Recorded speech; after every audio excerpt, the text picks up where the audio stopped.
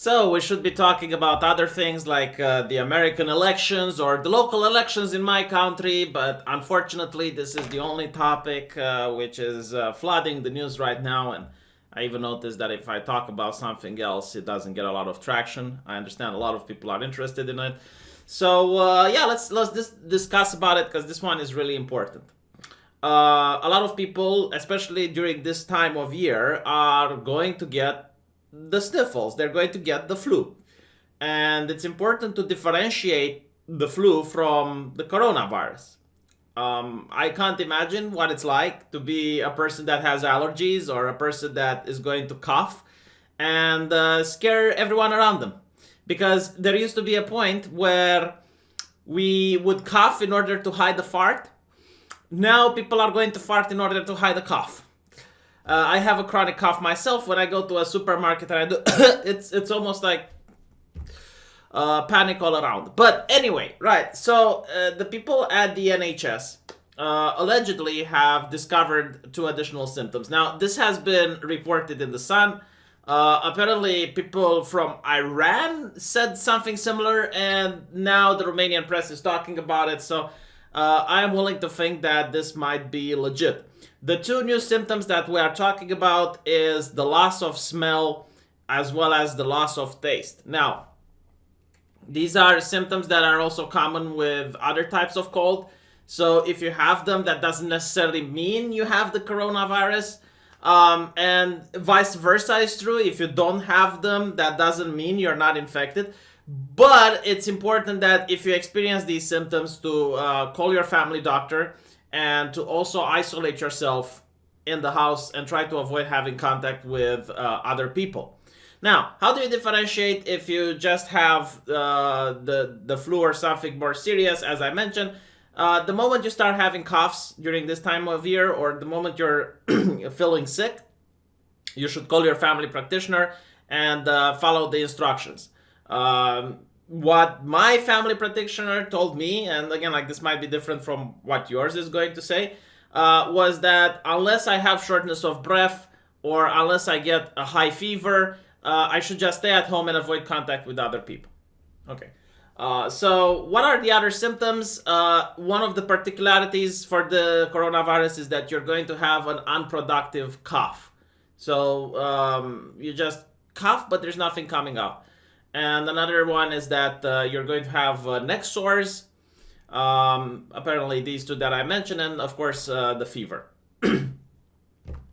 Now, there is a saying in medicine, we do not have diseases, we have patients. So every patient might have a different reaction. But here's something else which I found that you guys might find interesting.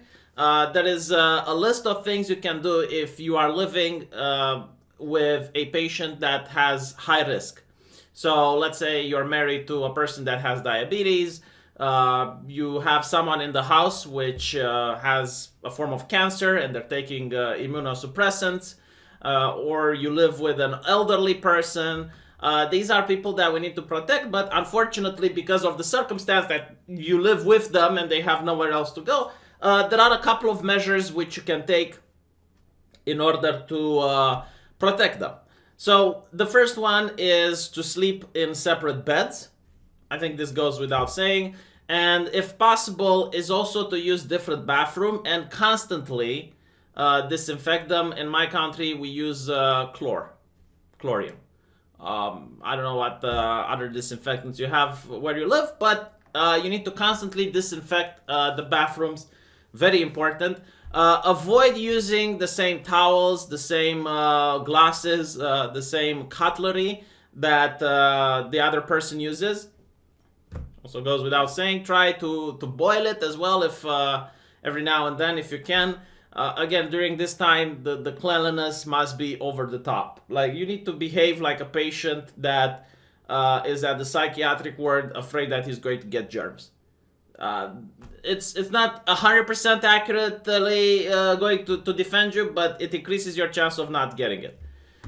So obviously clean everything that you can around the house. Make sure you ventilate as often as possible. Now take into account that because it's cold outside, Standing in the cold doesn't do wonders to your immune system, so try to ventilate the room that you're not currently using. Also, constantly wash the clothing and the bed sheets and everything. And also very important is to keep the distance away from the person that you're trying to protect. So again, your diabetic husband, your cancerous brother, just make sure you at least keep 1.5 meters distance at all times from them.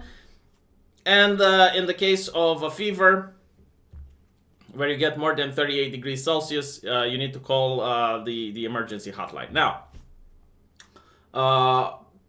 before you treat this like it's a joke, understand that an actor in Italy pleaded for help on social media after he was quarantined with his sister, and his sister died, and he had to remain with her body for several hours until someone could get to him.